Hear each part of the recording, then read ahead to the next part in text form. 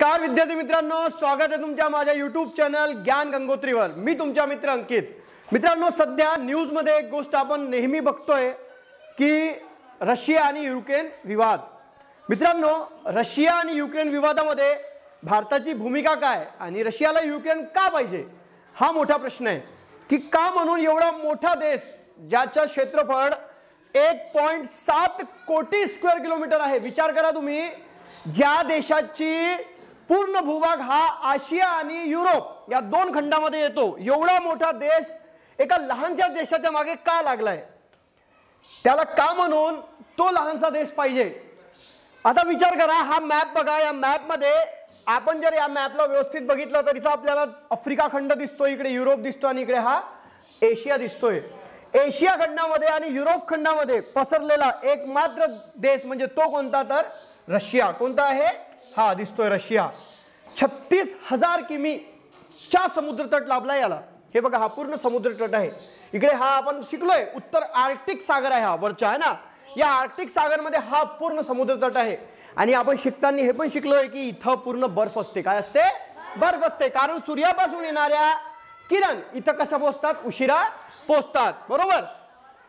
आता एवढा मोठा समुद्रकिनारा, तर समुद्रकिनारा कशाला लागतो आपल्याला, तर व्यापार करायला। कोणताही देश हा व्यापार समुद्रामधून करत असतो आणि ज्या देशाला समुद्रकिनारा नाही त्याची व्यथा फार वाईट असते। आता बघा, इथं जर आपण व्यवस्थित बघितलं तर हे इथले जे देश आहेत ज्यांना समुद्रकिनारा नाही, मग त्यांना दुसऱ्या देशावर अवलंबून राहावं लागते व्यापारासाठी। आणि इथंच रशियाची नाळ अडकलेली आहे। रशियाला जर व्यापार करायचा आहे तर त्याला पाहिजे समुद्रकिनारा। एवढा मोठा समुद्र किनारा असूनही रशियाला इकडून व्यापार करता येत नाही, म्हणून रशियाकडे दुसरा मार्ग आहे, तो म्हणजे काय, तर भूमध्य समुद्रातून व्यापार करणे। भूमध्य समुद्र म्हणजे काय मित्रांनो, तर इथं बघा, हा जो भाग दिसतोय हा भूमध्य समुद्र आहे। कोणता समुद्र आहे? भूमध्य समुद्र। आणि या भूमध्य समुद्रामधून इथून हा इजिप्त म्हणून देश आहे आणि या इजिप्त मधून इथं स्वेज म्हणून नहर बनवलेली आहे। केव्हा बनवलेली आहे ती? 1959 मध्ये। ही नहर या नहरेमधून इकडे येतात लोक आणि इकडे मग भारत आणि इकडे व्यापार करत असतात, ठीक आहे।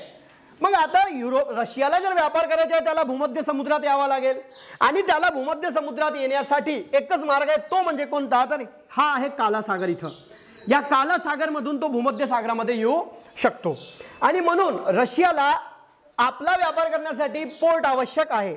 आणि म्हणून रशियाने काय केलं की त्याला आता इकडे यायचं आहे, म्हणजे तू कुठे येईल पहिले, हा इकडे हा रशिया आहे पूर्ण, ठीक आहे।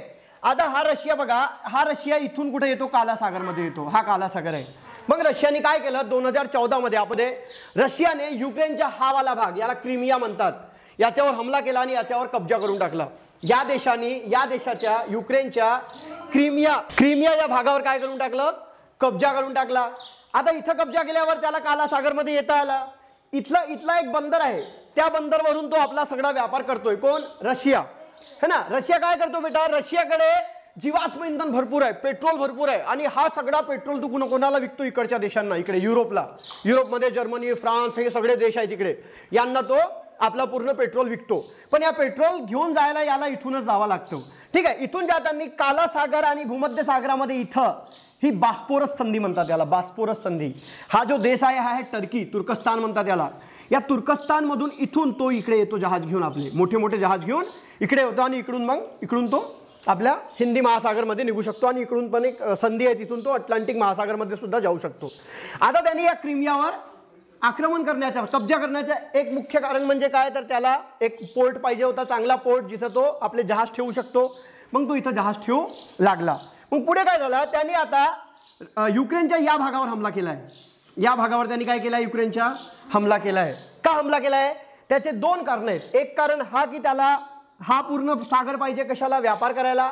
आणि दुसरा कारण हा की या भागात जे आहेत, या भागात आता धर्माची गोष्ट येते की इथं रशियन लोक राहतात, रूस वंशाचे लोक राहतात, रशियाचे लोक इथं राहतात, रशियन वंशाचे। आणि म्हणून रशिया काय म्हणतो की या भागावर माझा अधिकार आहे, कारण इथं माझ्या वंशाचे लोक राहतात। पण पूर्ण लोक रशियाचे आहेत का इथं? नाही, काही लोक युक्रेनियन सुद्धा आहेत। आणि म्हणून इथं रशियन वंशाचे लोक युक्रेन लोकांचा विरोध करतात आणि म्हणून रशियाने इकडून आपलं सैन्य इथं घुसवलं। आता इथं घुसवलं। मग आता काय की हे जे युरोप आहे, इथं एक EU नावाची संस्था आहे, EU, युरोपियन युनियन म्हणतात. 27 देश आहेत त्याच्यामध्ये. पहिले 28 होते, ब्रिटन त्याच्यामधून बाहेर गेला आणि हे 27 देशांची जी संघटना आहे त्याच्यामध्ये युक्रेनला जायचं आहे आणि हे लोक युक्रेनला घेण्याच्या तयारीत आहेत. यांची एक सेना असते, त्याला नाटो सेना म्हणतात. नाटो सेना म्हणजे नॉर्थ अटलांटिक ट्रीटी ऑर्गनायझेशन. याची स्थापना अमेरिकेने केली. अमेरिकेने का केली? सेकंड वर्ल्ड वॉर संपल्यानंतर अमेरिकेला पूर्ण जगामध्ये आपला वर्चस्व बनवायचा होता, म्हणून त्यांनी या देशांना सोबत घेऊन एक संयुक्त सेना तयार केली. त्या सेनेला म्हणतात नाटोची सेना. आणि युक्रेनची इच्छा आहे की तो नाटोमध्ये जायला पाहिजे.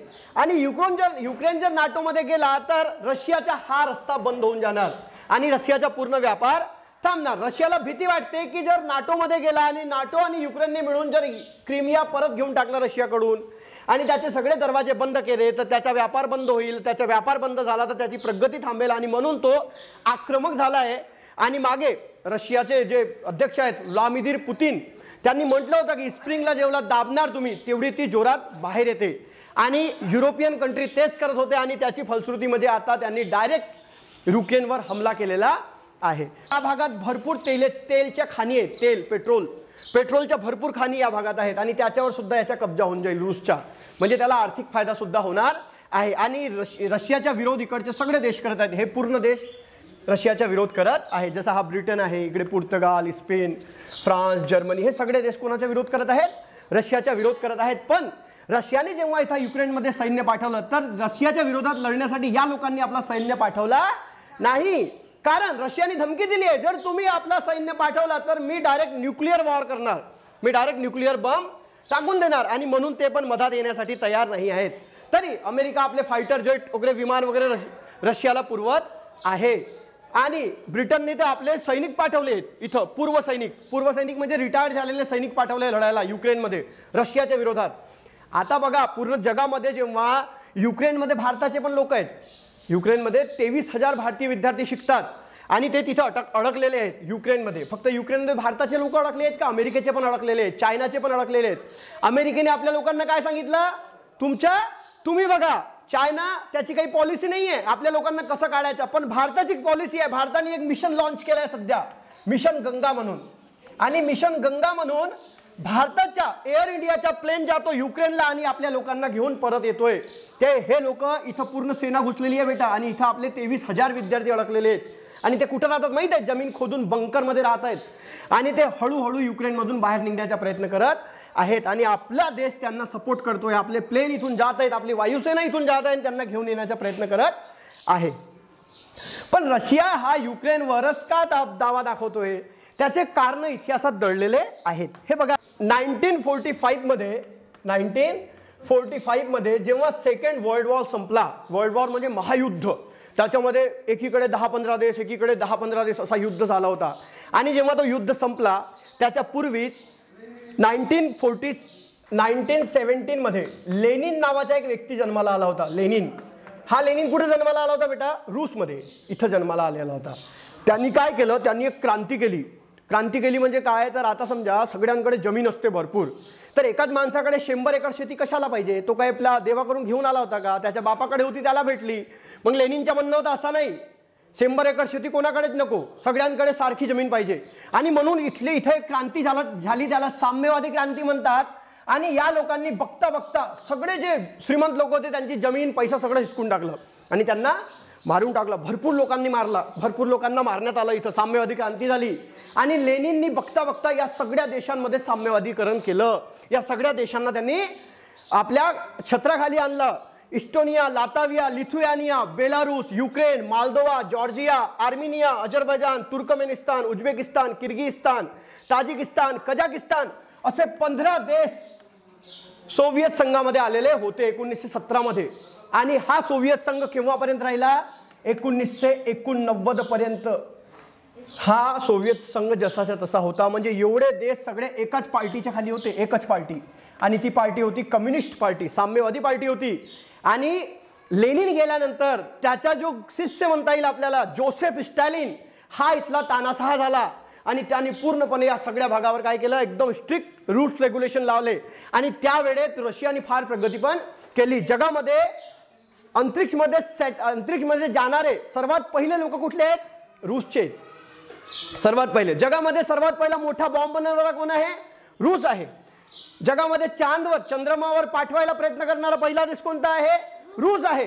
म्हणजे रूस अमेरिकेपेक्षा समोर जात होता. आणि जेव्हा 1945 मध्ये सेकंड वर्ल्ड वॉर संपला आणि एक संघटना तयार करण्यात आली युनो नावाची. कोणत्या नावाची? युनो नावाची एक संघटना तयार केली, युनायटेड नेशन्स ऑर्गनायझेशन. या संघटनेचं काम काय होतं बेटा? आता भविष्यात आपल्या जगामध्ये युद्ध नाही व्हायला पाहिजे. जर युद्ध झाले तर काय होईल? पृथ्वी संपून जाईल.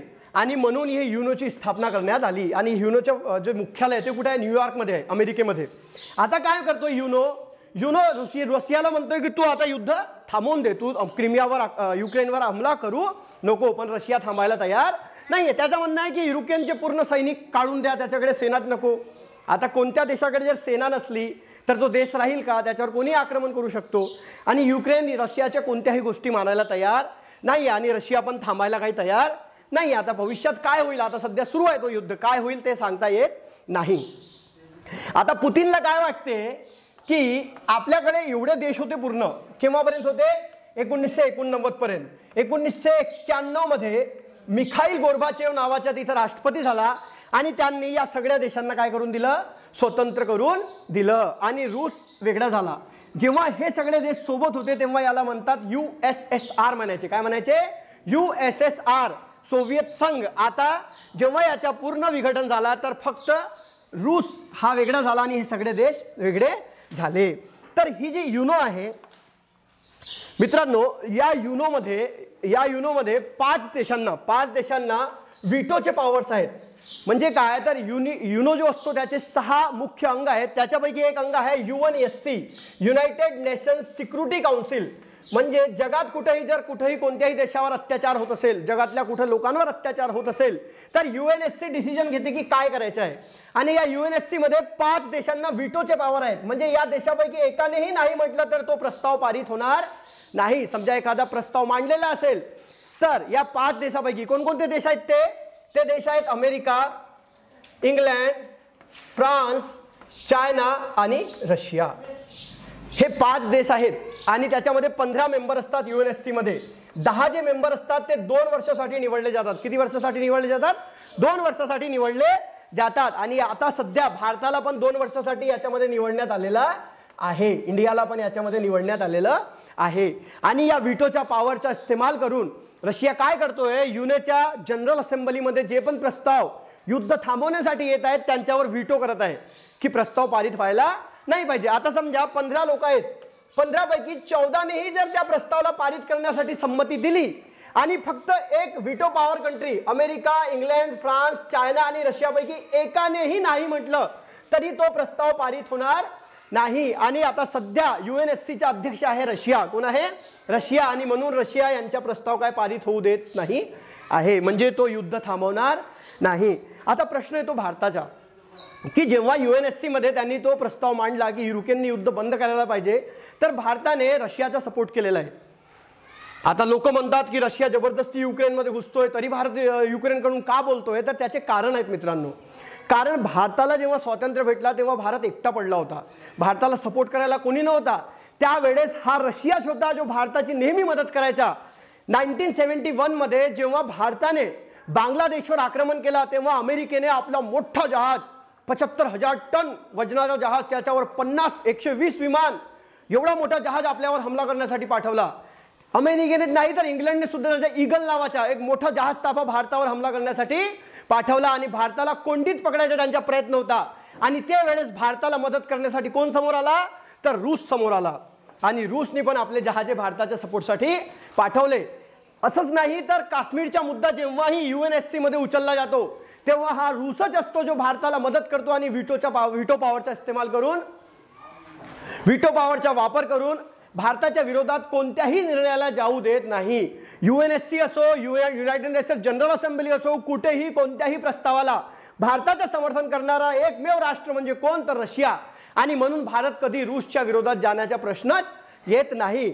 भारताने आता जेव्हा प्रस्ताव मांडला गेला युनोमध्ये तेव्हा भारताने मतदान केलं नाही. असे 5 देश आहेत ज्यांनी मतदानच केलं नाही. साऊथ आफ्रिका आहे, चायना आहे, भारत आहे.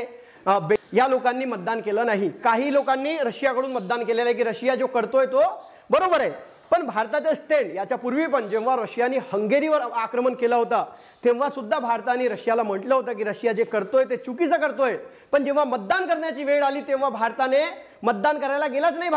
भारताचा जो प्रतिनिधी आहे तिथं बसलेला युनोमध्ये तो मतदान करायला गेला नाही. तर इथं आपल्याला हे शिकायला भेटलं आहे की आपण रशियाला काय कशाला मदत करतोय आणि युक्रेन हा रशियाला का पाहिजे, म्हणून रशिया हा त्याचा विरोध करताय. बघा, रशियाला इथं येता येणार नाही. जर हे या देशांनी याला सपोर्ट केला तर हा भाग रशियाकडून चालला जाईल आणि रशियाला व्यापार करायला कोणतीच जागा उडणार नाही. कारण जर वरून बघितलं आपण तर तिथं काय असतो, इथं काय असतो, सगळं बर्फ असतो आणि म्हणून रशियाला हा एकमेव मार्ग उरतो व्यापार करायला आणि म्हणून रशिया एवढा आक्रमक झालेला आहे. भविष्यात युद्ध थांबायलाच पाहिजे कारण युद्धामुळे भरपूर हानी झालेली आहे आणि कोणत्याही आपल्याला असा विश्व निर्माण करायचा जिथं प्रत्येक माणूस हा प्रत्येक माणसाला प्रेमच करायला पाहिजे. पण आपण सध्या पैशांच्या मागे एवढे धावलेले आहोत की आपल्याला कोणत्याच गोष्टी दिसत नाही आणि याची फलश्रुती महायुद्धामध्ये होणार तर नाही ही भीती पूर्ण जगाला वाटत आहे. तर आपण एवढंच म्हणू शकतो की युद्ध थांबायला पाहिजे आणि इंटरनॅशनल मंचावर, आंतरराष्ट्रीय मंचावर याचा समाधान आणि तोडगा निघायलाच पाहिजे. जर व्हिडिओ आवडला असेल तर व्हिडिओला लाईक करा. या चॅनलवर तुम्हाला अशाच प्रकारचे एज्युकेशनल व्हिडिओज बघायला भेटतील. धन्यवाद.